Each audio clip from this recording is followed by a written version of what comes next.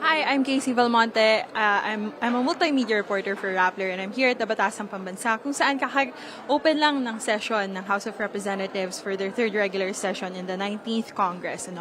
Now, as expected, House Speaker Martin Romualdez touted its achievement na they have already approved 100% of the 17 priority measures identified by President Ferdinand Marcos Jr. in his last State of the Nation address in 2023. Now, there were no big statements in his opening speech. He did, however, put emphasis on unity, diba? Like, he reiterated that, quote, "This is a time for unity and we fully support the president." What's interesting is that there was a statement about how House lawmakers and their counterparts at the Senate have worked together to achieve and approve the priority bills identified by the president. And I quote from Speaker Romualdez, "Undoubtedly, the successful outcome of all our initiatives would not have been possible without the exceptional synchronization between the workings of the leaders of the House and our counterparts in the Senate." So, if we just recall, a couple of weeks ago, a couple of months ago, nagkaroon ng bangayan yung lawmakers ng House of Representatives at the Senate. At naging highlight pa dito that the House congressmen do their homework and actually pass laws versus yung mga senator sa Senado, medyo matagal or mabagal. So, sa bangayan na yun, natawag pa ng lower house, ng House of Representatives, ang Senate bilang slower house, as a joke nga sa kanilang lower and upper chamber. So, again, there were less members who were present this time at the plenary. So 262 members responded to the call compared to last year's 311 House members. However, they did still declare a quorum.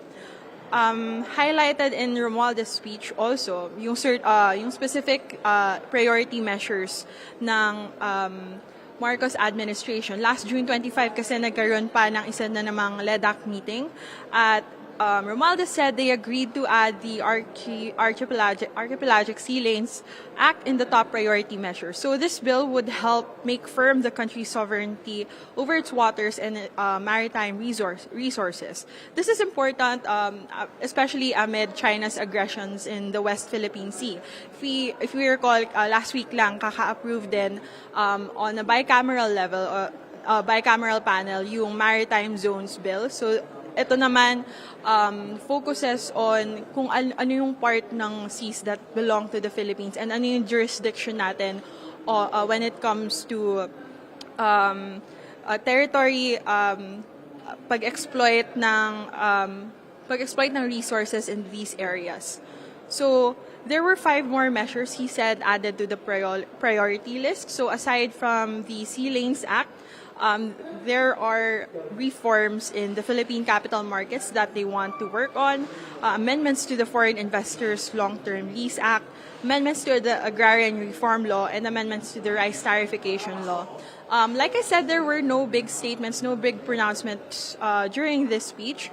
So everything during the session was basically how everything was supposed to go, like standard operating procedure. The House has approved resolutions to notify both the Senate and the Office of the President to say that they've already reconvened the session. And they've already also notified the President that they're ready to hear his speech, that both houses of Congress will sit together to hear his State of the Nation address at 4 p.m. today. Now, House members are called to go back to plenary as soon as 3 p.m.